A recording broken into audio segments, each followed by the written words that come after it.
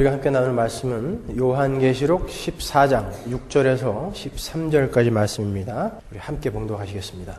또 보니 다른 천사가 공중에 날아가는데 땅에 거하는 자들 곧 여러 나라와 족속과 방언과 백성에게 전할 영원한 복음을 가졌더라. 그가 큰 음성으로 가로되 하나님을 두려워하며 그에게 영광을 돌리라. 이는 그의 심판하실 시간이 이르렀음이니 하늘과 땅과 바다와 물들의 군원을 만드신 이를 경배하라 하더라. 또 다른 천사 곧 둘째가 그 뒤를 따라 말하되 무너졌도다 무너졌도다 큰 성 바벨론이여 모든 나라를 그 음행으로 인하여 진노의 포도주로 먹이던 자로다 하더라. 또 다른 천사 곧 셋째가 그 뒤를 따라 큰 음성으로 가로되 만일 누구든지 짐승과 그의 우상에게 경배하고 이마에나 손에 표를 받으면 그도 하나님의 진노의 포도주를 마시리니 그 진노의 잔에 섞인 것이 없이 부은 포도주라. 거룩한 천사들 앞과 어린 양 앞에서 불과 유황으로 고난을 받으리니 그 고난의 연기가 세세토록 올라가리로다. 짐승과 그의 우상에게 경배하고 그 이름의 표를 받는 자는 누구든지 밤낮 쉼을 얻지 못하리라 하더라.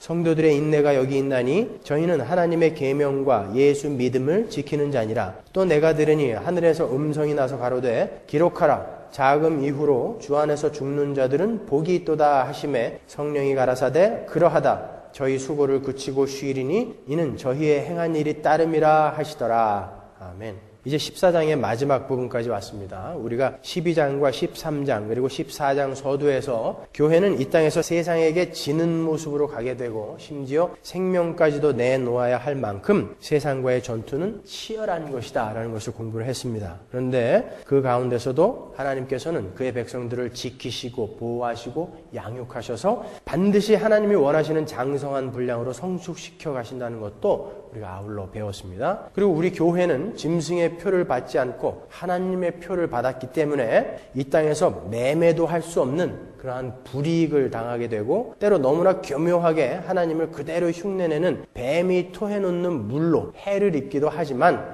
하나님의 백성들은 하나님께서 반드시 그의 오른손으로 붙드시고 이끄셔서 영원한 새하늘과 새 땅으로 이끌고 가신다라는 그런 확신을 우리에게 심어준 장이 바로 12장, 13장 그리고 14장 5절까지의 내용이었습니다. 이제 14장 6절부터는 그 마귀의 세력의 심판에 대해서 설명이 되어 있어요. 그 후반부를 두 부분으로 나누어서 공부를 하도록 하겠습니다. 오늘은 13절까지만 보도록 하죠. 먼저 6절을 보겠습니다. 또 보니 다른 천사가 공중에 날아가는데 땅에 거하는 자들 곧 여러 나라와 족속과 방언과 백성에게 전할 영원한 복음을 가졌더라. 6절은 또 보니로 시작됩니다. 우리가 익히 보아왔던 장면의 전환에서 쓰였던 단어죠. 또 보니 그리고 복음을 가진 다른 천사가 등장을 하죠. 그런데 그 천사가 가지고 있는 복음은 땅에 거하는 자들에게 전해질 것이다 라고 기록이 되어 있어요. 우리가 지금까지 공부한 바에 의하면 땅에 거하는 자들, 카토이케오는 하나님의 백성이 아닌 자들을 가르치는 단어였죠. 하나님의 백성이 아니며 짐승에 의해서 미혹되고 짐승을 경배하며 하나님을 모욕하는 존재들, 선택받지 못한 자들, 그러한 자들을 가리켜서 카토이케오, 땅에 거하는 자들 이렇게 묘사했단 말이에요. 그런데 오늘 본문 6절에 땅에 거하는 자들에는 카데마이라는 다른 단어가 쓰였어요. 요한계시록에 땅에 거하는 자들이라는 구절이 10번 나오는데 여기에만 유독 다른 단어가 쓰였습니다. 그것은 다른 곳에 나오는 땅에 거하는 자들과 오늘 본문에 등장하는 땅에 거하는 자들이 다른 의미로 쓰였다라는 것을 보여주는 거예요. 혹자는 이런 구절들을 보면서 마지막에는 하나님께서 구원받지 못한, 선택받지 못한 사람들에게도 기회를 주실 것이다 이렇게 가르치는 사람들이 있단 말이죠. 천만의 말씀이에요. 그 이야기하는 게 아니에요. 오늘 본문에 등장하는 천사에 의해서 복음을 전해받을 땅에 거하는 자들, 카데마이라는 이 단어는 지금까지 우리가 본 땅에 거하는 자들과는 달리 지금은 땅에 속하여 있지만 앞으로 그 복음을 받고 하나님께로 돌아올 사람들을 포함하고 있는 땅에 거하는 자들이라는 뜻이에요. 카데마이. 그래서 그 땅에 거하는 자들을 그들은 곧 여러 나라와 족속과 백성과 방언이다 이렇게 6절에서 기록을 하고 있는 거예요. 그 단어들은 우리가 계시록 7장을 공부할 때 공부했던 단어들이죠. 한번 볼까요? 계시록 7장에서 하나님의 백성들, 셀 수 없는 큰 무리를 그 단어를 이용해서 묘사한단 말이에요. 9절 보세요. 7장 9절. 이 일 후에 내가 보니 각 나라와 족속과 백성과 방언에서 아무라도 능히 셀 수 없는 큰 무리가 흰 옷을 입고, 그죠? 똑같은 똑같죠? 똑같은 단어를 썼단 말이에요. 그러니까 6절의 말씀은 하나님께서는 하나님의 택한 백성들은 세상 끝날까지 한 사람도 빠뜨리지 않고 한 사람도 실패 없이 전부 구원해 내신다라는 것을 천명하는 구절이란 말이에요. 그런데 그 복음을 가진 천사가 복음을 전하는데 그 내용이 이래요. 7절 보세요. 그가 큰 음성으로 가로되 복음을 외치는 거예요. 하나님을 두려워하며 그에게 영광을 돌리라. 이는 그의 심판하실 시간이 이르렀음이니. 그래요. 복음이라는 것은 굿뉴스, 복된 소식, 좋은 소식을 이야기하는 거예요. 그런데 그 천사가 전하는 복음의 내용이 심판이에요. 심판의 날이 가까웠다가 복음이라 그래요. 어떻게 이 심판의 날을 선포하는 것이 복음이 될까?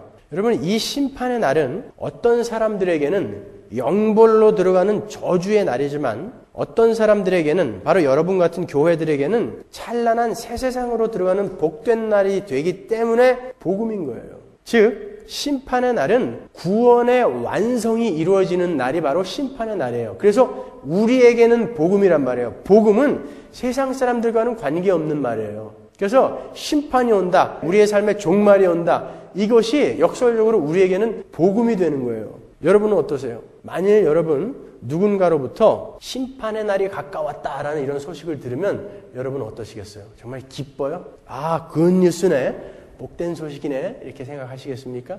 그 영화 딥 임팩트에서처럼 이제 4시간 후면 혜성이 지구에 충돌해서 여러분들은 다 죽게 됩니다 라는 방송이 텔레비에서 계속 나오고 있다면 여러분 기분이 어떠시겠어요? 이 세상이 끝이라고 생각하고 이 땅의 삶만 추구하던 사람들에게는 그 심판의 날이 두려움이요, 고통이요, 절망이요, 끝일 것입니다. 그렇지만 이 땅이 끝난 후에 새로 가게 될 새하늘과 새 땅을 준비하고 소망하는 우리에게는 그 심판의 날이 이 땅이 끝나고 새로 시작되는 하나님 나라의 완성의 날이기 때문에 우리에게는 잔칫날이 되는 거예요. 그처럼 복된 소식이 어디 있어요? 여러분이 그날을 지금 소망하고 기대하며 준비하고 계시냔 말이에요. 저는 참 그날이 빨리 왔으면 좋겠어요. 그때 꼭 보고 싶은 얼굴들이 있어요.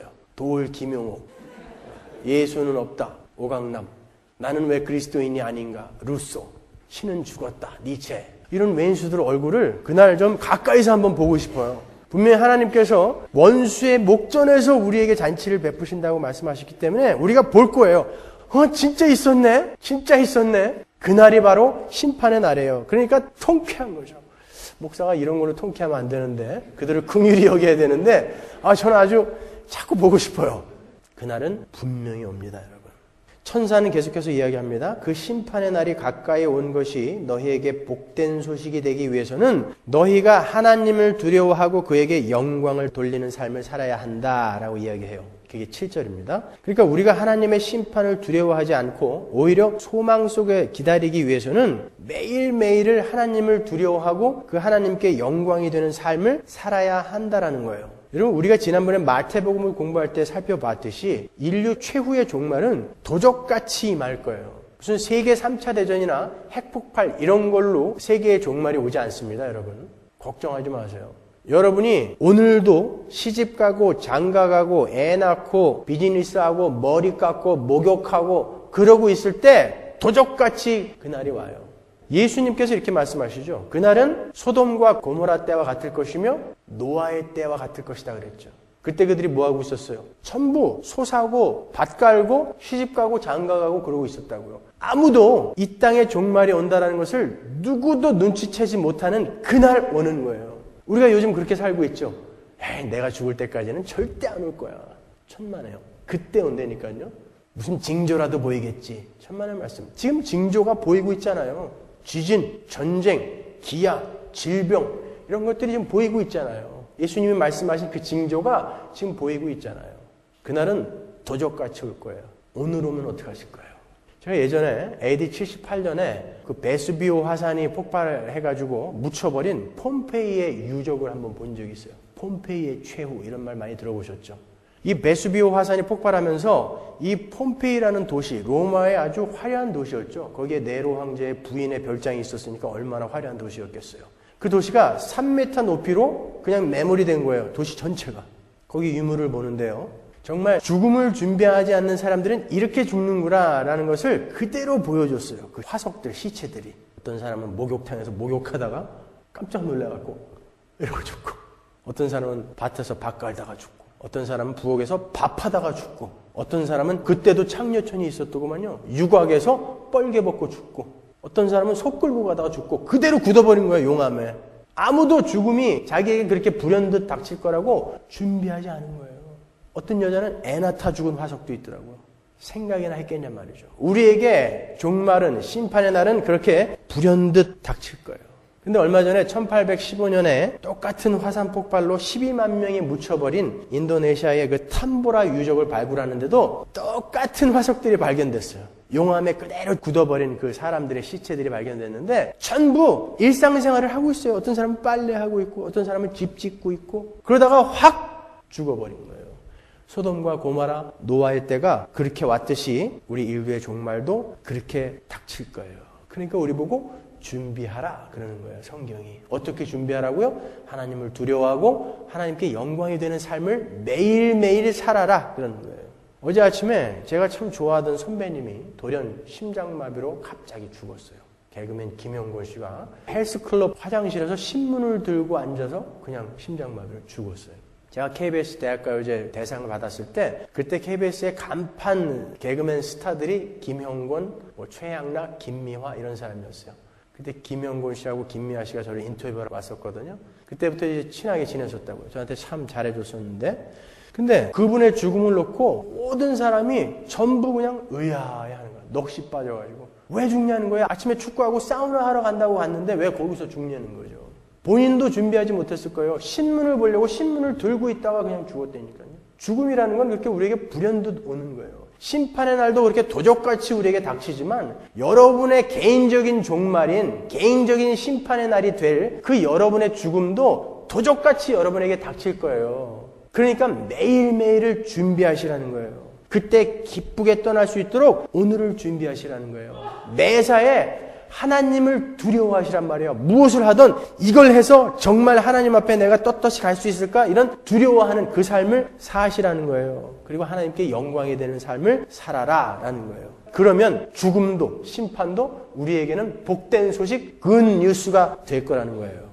그리고 계속해서 8절을 보시면 바벨론의 멸망에 대한 언급이 나오죠. 8절 보세요. 또 다른 천사 곧 둘째가 그 뒤를 따라 말하되 무너졌도다 무너졌도다 큰 성 바벨론이요 모든 나라를 그 음행으로 인하여 진노의 포도주로 먹이던 자로다 하더라 그래요. 또 다른 천사, 이제 둘째 천사가 등장을 합니다. 큰 성 바벨론이 무너졌다 그래요. 바벨론은 우리가 공부했다시피 하나님을 대적하는 악의 세력을 총칭하는 거예요. 여기서 무너졌다. 에페세는 부정과거 시제예요. 부정과거 시제는 제가 말씀드린 대로 과거에 이미 단번에 일어난 사건을 기록할 때 사용되는 그런 시제죠. 그렇지만 헬라어에서는요, 이 부정과거가 미래에 반드시 일어날 사건을 기록할 때도 쓰여요. 그래서 헬라어에서는 예변적 과거라고 이야기하거든요. 그러니까 우리는 8절에서 그 마귀의 세력은 이미 십자가 앞에서 무너졌고 또 가시적이며 물리적으로도 반드시 무너질 것이다 라는 것을 우리가 읽어낼 수 있는 거예요.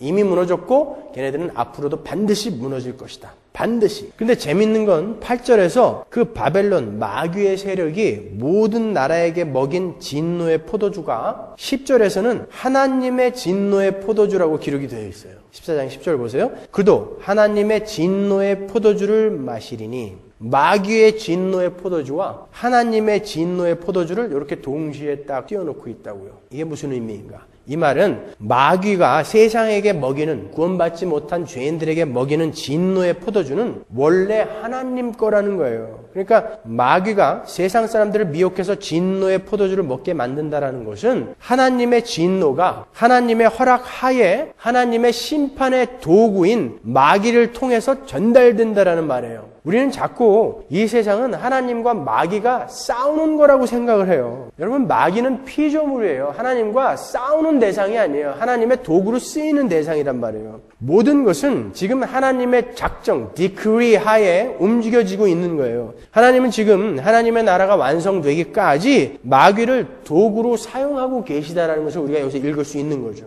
여러분, 우리 성도의 구원이라는 것은 마귀로부터의 구원이 아니에요. Saved from what? 여러분, 어디서부터 구원받은 거예요? 하나님의 진노로부터 구원받은 거라니까요. 지옥이 뭐예요? 지옥은 누가 만들었어요?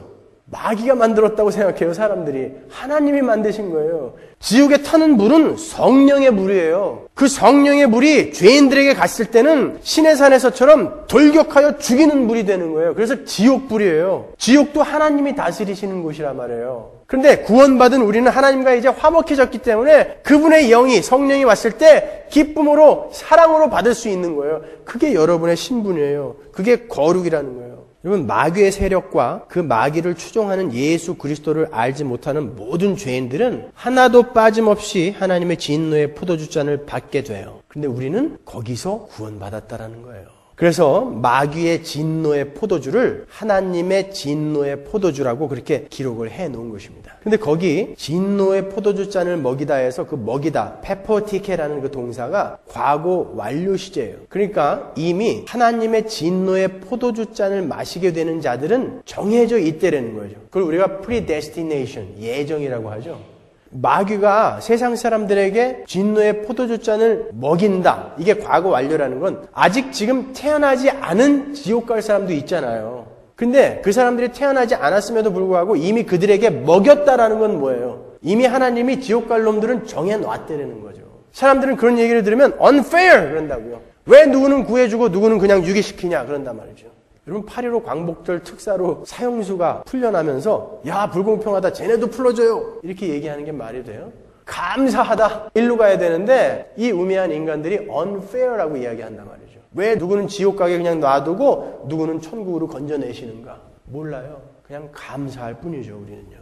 계속해서 9절을 보시면 셋째 천사가 등장을 하죠. 9절 보세요. 또 다른 천사 곧 셋째가 그 뒤를 따라 큰 음성으로 가로되 만일 누구든지 짐승과 그의 우상에게 경배하고 이마에나 손에 표를 받으면 그도 하나님의 진노의 포도주를 마시리니 그 진노의 잔에 섞인 것이 없이 부은 포도주라. 거룩한 천사들 앞과 어린 양 앞에서 불과 유황으로 고난을 받으리니 그 고난의 연기가 세세토록 올라가리로다. 짐승과 그의 우상에게 경배하고 그 이름의 표를 받는 자는 누구든지 밤낮 쉼을 얻지 못하리라 하더라. 이 구절들을 잘 보시면 9절에 짐승을 경배하고 손에 표를 받고가 현재 시제예요. 그리고 11절에서도 고난의 연기가 세세토록 올라가리로다. 그리고 우상에게 경배하고 그리고 표를 받는 자 밤낮 쉼을 얻지 못하리라. 이게 전부 현재 시제예요.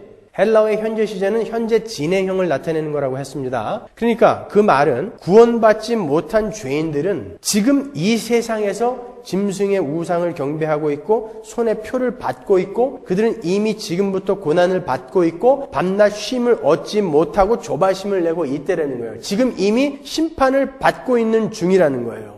근데 10절에 하나님의 진노의 포도주를 마시리니와 불과 유황으로 고난을 받으리니는 또 미래 시제예요. 그러니까 하나님의 심판은 미래의 무시무시한 모습으로 세상에게 닥칠 것이기도 하지만 현재에도 그 심판은 진행되고 있다는 거예요. 죄인들, 그 세상 사람들은 지금 심판을 받고 있다는 것이죠. 그러면 지금까지 우리가 공부한 12장, 13장하고 논리적인 충돌이 일어나죠. 분명 12장, 13장에서는 이 세상에서는 오히려 짐승의 표를 받지 않는 우리가 경제활동도 제약을 받고 많은 불이익 속에 노출되고 세상으로부터 멸시와 천대와 핍박을 받는다라고 기술이 되어 있단 말이에요. 근데 세상이 지금 심판을 받고 있다는 건 무슨 의미냐 말이에요. 시편 73편의 말씀처럼 오히려 죄인들은 죽을 때도 고통이 없고 사업을 해도 자기가 기대한 것보다 더 많은 이익이 남고 고난도 없고 형통한 반면에 우리 성도들은 종일 재앙을 당하고 아침마다 징책을 당하고 침 삼킬 틈도 없이 하나님으로부터 징계를 받는다라고 그렇게 확실히 기록을 해놓고 나서 세상이 지금 불과 유황으로 심판을 당하고 있다라는 말이 무슨 의미냐 말이에요.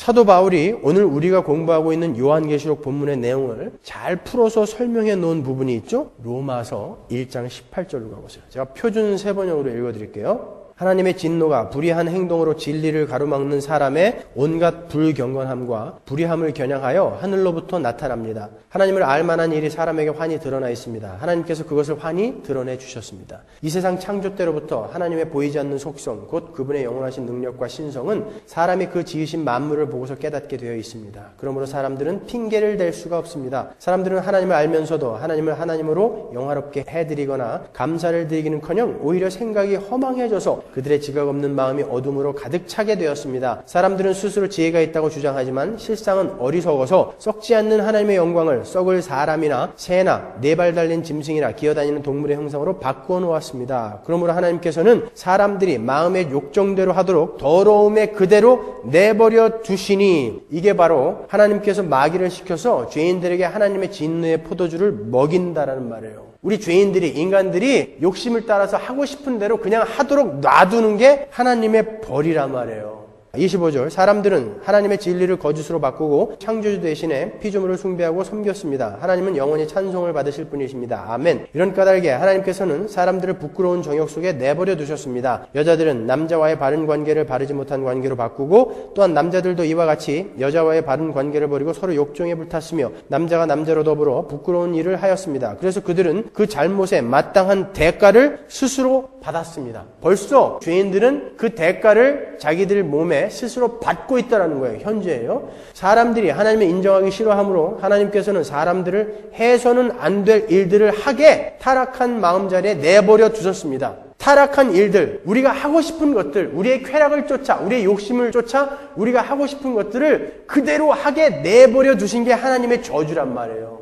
그게 심판이라고요. 그러니까 여러분이 하고 싶은 모든 일들이 척척 이루어지게 되면 여러분은 혹시 저주받은 사람일지도 모른다는 거예요. 하나님은 절대 그렇게 안 놔둔다니까요. 막는다고요. 29절부터 잘 보세요. 사람들은 온갖 불의와 악행과 탐욕과 악의로 가득 차 있으며 시기와 살이와 분쟁과 사기와 적의로 가득 차 있으며 수군거리는 자요, 중상하는 자요, 하나님을 미워하는 자요, 불손한 자요, 오만한 자요, 자랑하는 자요, 악을 꾸미는 모략꾼이요, 부모를 거역하는 자요, 우매한 자요, 신의가 없는 자요, 무정한 자요, 무자비한 자입니다. 여러분, 세상 사람들이 왜 행복하지 않은 줄 아십니까? 여러분 주위에 행복한 사람들이 몇 명이나 되던가요? 돈이 많은 사람들이 정말 행복하던가요? 많이 배운 사람들이 진짜 행복해 하던가요? 전부 괴로워서 그 고통 속에 벌벌 떠는 사람밖에 없는 것 같아요, 우리 주변에는. 왜 사람들이 행복하지 않아요? 사람들은 자기가 하고 싶은 대로 다 하고 있잖아요, 지금. 자기가 하고 싶은 대로 불의, 악행, 탐욕, 악의, 시기, 살이, 분쟁, 사기, 적의, 수군거림, 중상, 하나님을 미워함, 불손함, 오만함, 자랑, 악을 꾸미는 모략, 부모를 거역함, 우매함, 배신, 무정, 무자비, 이렇게 자기가 하고 싶은 대로 다 하고 있잖아요, 지금. 근데 왜 만족하지 못하고, 왜 행복하지 못하고, 왜 늘 불안해해요? 왜 우울증이 점점 늘어가고, 왜 자살은 더 증가하고, 왜 알코올 중독자, 마약 중독자들이 더 늘어만 갑니까, 여러분? 그러한 것들은, 그런 죄들은 잠시 우리에게 쾌락을 가져다 주기는 하지만 그것들은 우리의 몸과 영혼을 갉아먹는 것이기 때문에 그래요. 그래서 우리가 이 땅에서 하고 싶은 것을 다 하면서도 계속 불행해지는 거예요. 죄는 우리를 파괴하는 엄청난 힘이 있어요. 인간들은 그 죄에 의해서 점점 파괴되어지고 있는 거예요. 이 땅에서 자기의 욕심을 따라서 자기가 하고 싶은 대로 다 하고 사는 사람들이 겉으로 보기에는 정말 행복한 것 같고, 오히려 우리 성도들이 핍박을 받고 약하게 보이고 지는 것 같아 보이지만, 우리 성도들의 속사람은 어떻게 해요? 날로 강해지고 날로 새로워지고, 세상 사람들은요 날로 후패되어진다고요. 그들은요.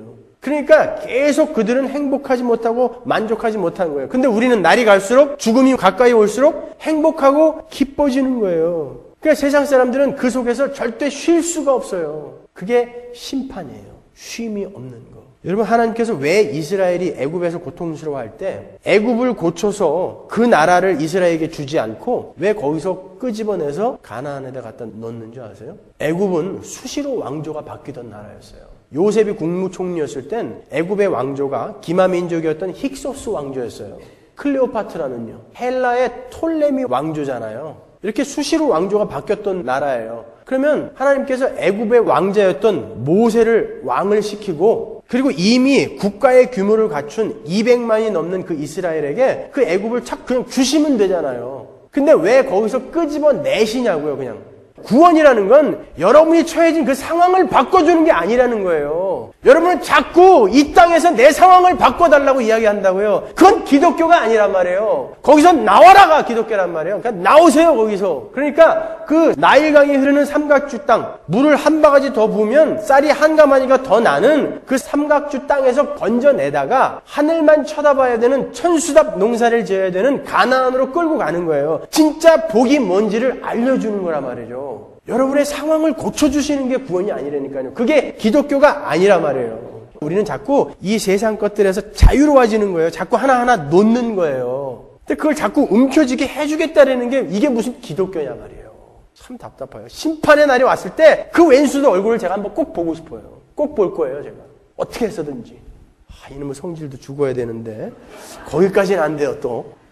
여러분 생각해 보세요. 물을 10바가지 부으면 쌀이 10바가지가 나는 그 삼각주 땅에서 사람들이 쉴 수 있을 것 같아요? 우리 죄인들, 이 인간의 욕심이라는 것은 똑같은 환경에서 누가 나보다 더 많이 갖게 되면은 참을 수가 없는 게 죄인들이란 말이에요. 그래서 밤에 자다가도 누가 바가지 들고 나가는 소리만 들리면 얘도 벌떡 일어나서 나가야 되는 거예요. 그래서 얘보다 한 바가지 더 붓고 와야 그때 비로소 조금 잘 수 있는 거예요. 근데 이쪽 집에서 또 바가지 들고 나가면 또 나가야 되는 게 세상이라고요. 시기, 질투, 탐욕. 거기에선 절대 쉴 수가 없어요. 계속해서 나보다 더 나은 사람들이 보이기 때문에 끝없이 올라가야 되거든요. 못 쉬죠. 그러나 천수삼 농사를 짓는 곳에서는 이건 뭐 갖다 불 물이 있어야죠. 씨 뿌려놓고 가만히 하늘만 볼 수밖에 없는 거야. 하나님 주시면 먹고 안 주면 굶겠습니다. 자기가 할 게 없으니까.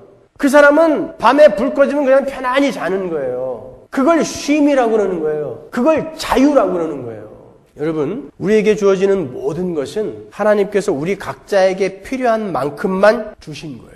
그걸 아는 우리는 누구를 시기할 필요도 없고 누구를 질투할 필요도 없어요. 자기에게 필요한 만큼만 주신 거니까. 그게 그리스도인 아닙니까? 그렇기 때문에 우리는 욕심 부리지 않고 남들 시기하거나 질투하지 않고 자기 자리에서 최선을 다할 수 있는 거예요. 그게 바로 쉼인 거예요. 그래서 오늘 본문 11절이 이렇게 이어지는 것입니다. 그 고난의 연기가 세세토록 올라가리로다. 짐승과 그의 우상에게 경배하고 그 이름의 표를 받는 자는 누구든지 밤낮 쉼을 얻지 못하리라 하더라. 이것도 현재예요. 보세요. 구원은요, 내가 많이 가졌느냐 못 가졌느냐의 문제가 아니라 쉼의 문제란 말이에요. 쉼. 여러분은 지금 쉬고 계시냔 말이에요. 예수님은 분명히 수고하고 무거운 짐진 자들아 다 내게로 오라. 내가 너희를 쉬게 하리라 했는데 여러분 지금 쉬고 계시냔 말이에요. 아니면 여러분의 그 욕심과 여러분의 그 목표를 쫓아가느라고 여전히 지금 불안해하며 밤에 머리 쥐어뜯으면서 잠 못 자고 계시냔 말이에요. 나는 이 나이에 어느 정도를 달성해야 되는데 왜 나는 아직 이 모양인가? 그것 때문에 괴로워하고 있지 않냔 말이에요. 우리가 하나님이 아닌 세상 것들, 우리가 스스로 우리의 인생에 만들어 놓은 그런 우상을 쫓고 여전히 이 세상의 헛된 힘을 추구하고 있다면 우리는 절대 밤낮 쉼을 얻을 수가 없어요. 계속 전진해야 하고 계속 올라가야 하기 때문에 절대 우리는 쉴 수가 없어요. 쉬세요. 어떻게 하면 쉴 수 있다고요? 하나님을 두려워하고 하나님의 영광이 되는 것들을 열심히 매일매일 추구하시란 말이에요. 이렇게 이 세상에는 아무것도 가진 것이 없고 심지어 병마에 시달리면서도 행복하게 기쁘게 하루하루가 가는 것을 감격 속에 맞이하는 사람들이 있는가 하면 모든 것을 다 가진 것 같지만 하루하루가 가는 것이 너무나 불안한 사람들이 있는 거예요. 여러분은 어떤 부류의 사람이냔 말이에요. 가진 게 별로 없어도 많이 배우지 못했어도 하루하루 하나님의 거룩한 성품으로 변해가는 자신의 모습을 발견하면서 야 진짜 복과 진짜 상급이 어떤 것인가를 실감하면서 행복하게 살고 계십니까? 아니면 많이 가졌고 남들이 부러워하는 조건을 가졌음에도 불구하고 여전히 오늘이 가는 것이 불안하십니까? 여러분에게 주어진 하루라는 시간을 보내면서 여러분은 이제 주님 만날 날이 하루 가까워졌구나 이리로 가세요? 아니면은 이 세상에서 살 날이 이제 하루가 줄었네. 이거 아까워서 어떻게 두고 가지? 일로 가십니까? 여러분 어떤 부류에 살고 계시냔 말이에요. 심판을 두려워하세요? 심판의 날을 기다리고 계십니까? 여러분, 여러분이 보시기에 세상 사람들이 오히려 약삭빠르게 권모술수와 임기응변을 이용해서 여러분보다 더 편안하고 더 풍요롭게 사는 것처럼 보이지만 그들은 지금 심판을 받고 있는 중이에요. 그들의 삶에는 절대 쉼이 없어요. 그러나 하나님을 알고 예수 그리스도를 아는 성도들의 삶은 인내하고 사랑하고 용서하고 겸손하게 섬기며 살아야 하기 때문에 힘들고 어려워 보여도 거기에 진정한 쉼이 있는 거예요. 여러분 경험해 보셔서 아시잖아요. 어떨 때 여러분이 편안하게 잠이 들든가요. 경험해 보셔서 아시잖아요. 그리고 우리의 삶은 하루하루 이제 완성이 되어져 가는 것이기 때문에 우리는 점점 더 커다란 쉼 속으로 들어가는 거예요. 근데 어떻게 예수를 믿고도 점점 그렇게 우울해져요? 어떻게 예수를 믿고도 점점 그렇게 불안에 떠냐고요? 순 엉터리 같이 사니까 그런 거예요. 그런데 왜 세상 사람들의 눈에는 우리의 삶이 고단하고 힘이 들게 보인다고 그랬죠? 그게 바로 하나님께서 우리의 삶에 간섭하신다는 증거라고 얘기했습니다. 호세아서 2장 6절 보세요. 그러므로 내가 이제 가시나무로 그의 길을 막고 담을 둘러쳐서 그 길을 찾지 못하게 하겠다. 하나님이 하나님의 백성들의 삶은 가시로 막고 담으로 막으시겠다는 거예요. 왜? 우리 죄인들은 그들이 하고 싶은 대로 살게 가만 놔두면 결국은 망하게 되기 때문에 이제 그들의 삶은 하나님이 막으시겠다는 거예요. 야, 예수 믿고 어떻게 이렇게 되는 일이 없냐? 잘 가시는 거예요. 그러니까 예수를 거꾸로들 믿고 있다니까요, 지금. 하나님은 막는다고 그러는데 하나님 뚫어주세요. 계속 그러는 거예요. 예수 믿었더니 모든 게 만사형통이다. 여러분 모두 와서 예수 믿으세요. 걔는 분명히 가짜예요. 100% 가짜예요. 그렇게 갈 수가 없어요. 하나님이 말씀하시는 거예요. 왜? 나에게 돌아오라고. 7절 보세요. 그가 정부들을 쫓아다녀도 그들을 따라잡지 못할 것이다. 그들을 찾아다녀도 어디에서도 만나지 못할 것이다. 왜? 내가 막으니까. 그제서야 그는 이제는 발길을 돌려서 나의 남편에게로 돌아가야지. 이리로 부르시려고 우리의 길을 계속 막으시는 거예요. 그러니까 여러분의 삶이 자꾸 막히면 감사하세요. 히브리서 12장 5절 보세요. 또 아들들에게 권하는 것 같이 너희에게 권면하신 말씀을 잊었도다. 일러스되 내 아들아 주의 징계하심을 경히 여기지 말며 그에게 꾸지람을 받을 때에 낙심하지 말라. 여기 징계하심이라는 말은 파이데이아, 자식 만들기라는 뜻이라고 했어요. 이 징계라는 단어에다가 그 자식 만들기라는 단어를 껴서 한번 읽어보세요. 주께서 그 사랑하시는 자를 징계하시고 자식 만들기 프로그램에 넣으시고 그의 받으시는 아들마다 채찍질 하심이니라 하였으니 너희가 참음은 징계를 받기 위함이라. 하나님이 아들과 같이 너희를 대우하시나니 어찌 아비가 징계하지 않는 아들이 있으리요. 징계는 다 받는 것이오늘 너희에게 없으면 사생자여 참 아들이 아니니라. 또 우리 육체의 아버지가 우리를 징계하여도 공경하였거든 하물며 모든 영의 아버지께 더욱 복종하여 살려 하지 않겠느냐. 저희는 잠시 자기의 뜻대로 우리를 징계하였거니와 오직 하나님은 우리의 유익을 위하여 그의 거룩하심에 참회케 하시느니라. 그러기 위해서 우리를 징계하시는 거예요. 자식 만들기 프로그램에 넣으시는 거예요. 무릇 징계가 당시에는 즐거워 보이지 않고 슬퍼 보이나 후에 그로 말미암아 연달한 자에게는 의의 평강한 열매를 맺나니. 우리가 하나님의 자녀가 맞다면 하나님은 반드시 우리를 훌륭한 자식으로 만드시는 프로그램 속으로 집어넣으시는 거예요. 여러분 세계적으로 유명한 명문 사립학교들의 공통점이 뭐죠? 엄격한 교육과 체벌이에요. 그래서 신입생들이 들어오면 선배들이 뭐라 그래요? Welcome to hell 그러죠. 거길 지옥이라고 부른다고요. 얼마나 힘들면 중간에 그 과정을 이기지 못하고 정신병원으로 가는 사람들이 수없이 많대요. 그 정도로 힘들어요. 근데 왜 사람들이 돈을 싸질머지고 가갖고 자식들을 그 학교에 못 보내서 안달이죠? 학비가 10배도 넘잖아요. 근데 돈 싸질머지고 자식들을 글로 데려가냐고요. 왜? 비록 그 학교에서 공부하는 동안에는 지옥 같은 교육과 훈련을 통과해야 되지만 그 과정을 다 통과하고 난 뒤에는 남들과는 비교도 할 수 없는 재원으로 탄생이 된다는 것을 알기 때문에 10배가 넘는 학비를 지불하고 그 학교에 못 보내서 안달인 거예요. 우리의 이 땅에서의 삶이 바로 그 파이데이아, 자식 만들기 과정인 거예요. 그래서 여러분은 여러분이 원하는 것을 때로는 할 수 없는 거고 여러분이 하기 싫어도 억지로라도 해야 하는 일이 있는 거예요.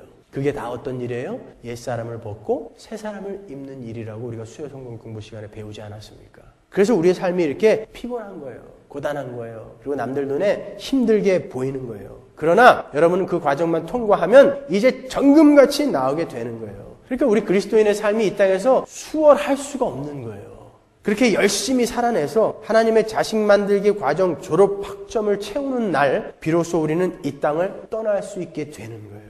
그래서 하나님은 성도의 죽음을 귀하게 보신다라고 말씀해 놓으신 것입니다. 시편 116편 15절 보세요. 성도의 죽는 것을 여호와께서 귀중히 보시는도다. 왜요? 그 과정을, 그 거룩의 과정을 잘 통과해냈으니까 하나님이 귀중하게 보시는 거예요. Precious! 그 혹독한 과정을 다 이수하고 졸업을 하는 명문학교 학생들의 졸업식이 그토록 축제 속에 성대하게 치러지는 것처럼 우리가 이 땅에서의 훈련 과정을 다 마치고 죽음이라는 문을 통과해서 하늘로 입상하는 그 날은 천군 천사들이 환호하며 그들이 우리의 이름을 연호하는 그런 감격스러운 날이 되는 거예요. 그러니까 우리가 죽음을 두려워할 이유가 없는 거예요. 그래서 심판의 날이 가까워올수록 우리는 오히려 더 기뻐하는 거예요.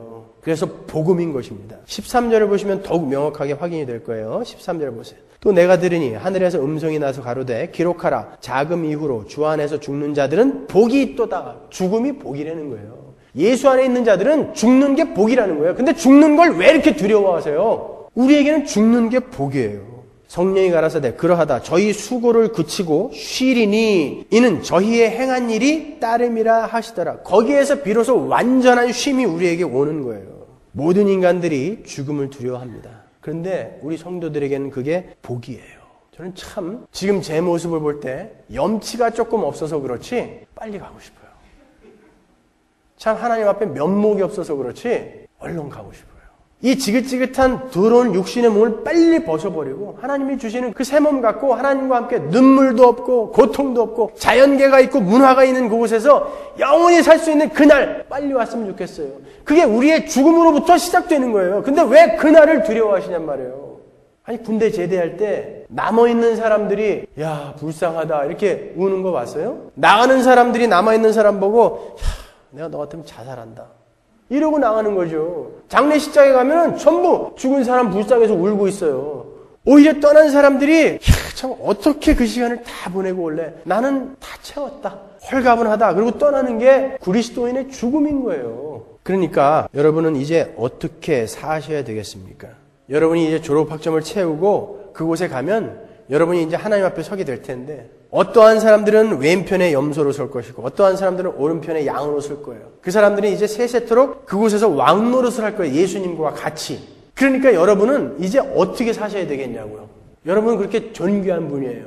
그렇게 귀하신 분들이에요. 어떻게 사셔야 되겠어요? 하나님을 두려워하며 하나님께 영광이 되는 일을 하시면서 존귀한 신분으로서의 삶을 지금부터 살아내셔야 되는 거예요. 여러분 자신을 귀하게 여기세요. 여러분의 영혼과 육신을 파괴하는 그 죄를 멀리 하세요. 왜? 우리는 존귀한 사람이니까. 우리는 우리의 신분에 맞는 삶을 여기서부터 훈련해야 되는 거예요. 어깨 딱 펴고 우울해하지 마세요. 왜 울적해하고 왜 슬퍼하세요 도대체? 여러분의 목적지를 바라보시란 말이에요. 쉽지 않아요. 오죽하면 C.S. 루이스도 어떤 날은 일어나서 면도할 힘도 없다. 그 대가도.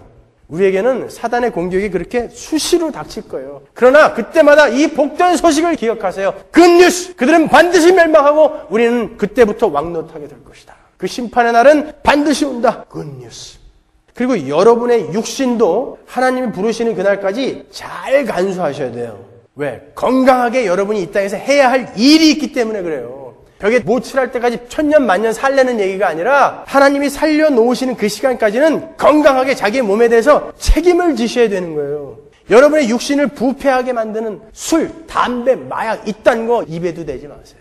커피 많이 마시지 마세요. 그게 죄다 아니다 이런 거 떠나서 그거는 우리의 시간을 뺏어가는 것이고 우리의 정신과 육체를 피폐하게 만드는 것들이기 때문에 그런 거예요. 귀한 여러분을 파괴하는 것들이에요. 그러니까 하지 말라는 거예요. 저도 청년 시절에 그렇게 수많은 날을 폭음을 하며 기억에도 남지 않는 밤을 보낸 것을 정말 후회하고 있어요. 지금 제가 하루 24시간을 쪼개서 쓰고 있는데 그때 그 시간들을 내가 조금만 정신을 차리고 유용하게 썼었더라면 얼마나 좋을까. 참 후회 막심이에요 지금. 우리 청년들 많은데 시간을 아끼세요. 여러분의 몸을 귀하게 여기세요. 개그맨 서승만이라는 친구가 제 아주 친한 친구인데 그 친구 생일 때 김정렬이라는 선배를 불렀어요. 숭구리당당. 그런데 그 사람이 이제 자랑을 하는데 서승만이랑 같이 술을 먹다가 분명히 자기는 집에 갔대요. 집에 가서 옷 다 벗어놓고 잘 개놓고 그리고 이불 덮고 잤다는 거죠. 근데 아침에 일어나보니까 롯데 백화점 정문에다가 옷을 걸어놓고 속옷까지 잘 개놓고 양말도 신발 안에다 그렇게 잘 껴놓고 그걸 비고 자고 있더래요. 사람들 막 출근하는데 이미 그때 유명 개그맨이었는데 그걸 자랑이라고 하고 있더라고요. 일주일에 한 번씩은 꼭 그런데요. 여러분 그렇게 버리는 시간은 우리의 기억 속에서도 사라지는 시간이에요. 제 간이 3분의 2밖에 지금 운동을 안 하고 있는데 다 옛날에 그렇게 폭음을 해서 그런 거예요. 망쳐버리는 거예요 자기를요. 여러분의 시간은 뭐라고요? 그 시간들이 합쳐서 여러분의 생명이 되는 거라니까요. 그 생명을 그렇게 허투루 그냥 버리는 거예요. 여러분의 몸을 아끼세요. 건강한 몸으로 열심히 해야 할 무엇이 있기 때문에 그래요. 제가 대학 다닐 때만 해도 서울대 안에는 경찰들이 무전기를 들고 이렇게 노골적으로 서 있었어요. 그래가지고 두세 명이 모여서 얘기를 하고 있으면 와가지고 이렇게 듣다가 조금 이상한 얘기하면 그냥 잡아갔어요. 그래서 저희가 서클룸에서 시국에 관해서 이렇게 토론을 하고 있잖아요.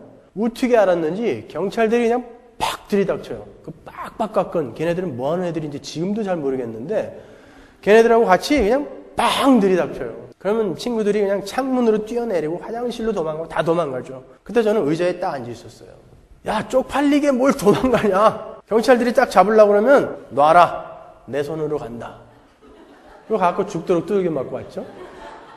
매번 그랬어요. 저는 그게 멋있는 건 줄 알았어요.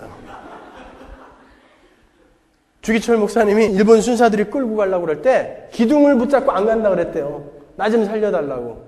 우리가 생각하기에는 그래 가자 뭐 이러고 갔을 것 같잖아요. 아니라는 거예요. 기둥을 붙잡고 나 안 간다고. 제가 그런 소리 들었을 때 남자가 쪽팔리게 뭐야 그냥 가자 그러고 가는 거지. 근데 성경을 보니까 사도 바울은 광주리를 타고 도망가더라는 거예요. 베드로는 감옥에서 나오자마자 마가의 다락방에 가서 잠깐 인사하고 어디로 사라졌는지 사도행전에서 그 다음부터 나오지를 않아. 왜 우리가 이 땅에 사는 동안 우리의 목숨과 우리의 시간을 그렇게 아껴야 되는지 알아요? 최선을 다해서 우리가 살아있어야 되는지 아십니까? 건강한 몸으로 해야 될 게 있기 때문에 그래요. 보약 열심히 드세요. 비타민 열심히 드세요. 운동 열심히 하세요. 예전에 우리 대학부 교회 선배가 늘 그런 사람이 있었어요. 나는 내 몸에 좋은 건 일절 안 먹어. 오히려 해로운 거만 먹어. 왜요? 그랬더니 야, 이 죄 많은 이 세상 빨리 떠나야지. 그때 이게 멋있는 건 줄 알았더니 이게 바보더라고요, 그게. 아니에요. 그렇게 가는 게 아니에요. 우리는 이 땅에서 최선을 다해서 열심히 하나님이 맡긴 일, 가정, 교회, 그 안에서 최선을 다해서 해 나가야 할 일이 있어요. 그러나 그 와중에서 이제 신앙으로 말미암아 정말 죽음 앞에 서게 됐을 때 그때는 당당해지라는 거예요. 야, 이제 드디어 하나님이 나의 졸업학점을 인정해 주셨구나. 난 드디어 떠나는구나. 그때는 기쁘게 가라는 거예요. 그러나 그 전까지는 최선을 다해서 여러분을 귀하게 여기시라는 것이죠. 빌빌 그냥 집안에서 뒹굴뒹굴 굴르고 술이나 먹고 담배나 피우고 이런 거 하면 안 된다는 거예요. 여러분은 존귀한 분들이라고요. 존귀한 분들. 하늘나라에서 영원히 왕노릇 하실 분들이에요. 다시 한번 말씀드립니다. 여러분의 몸을 아끼세요. 그리고 여러분의 영혼을 파먹는 그 죄를 멀리하세요.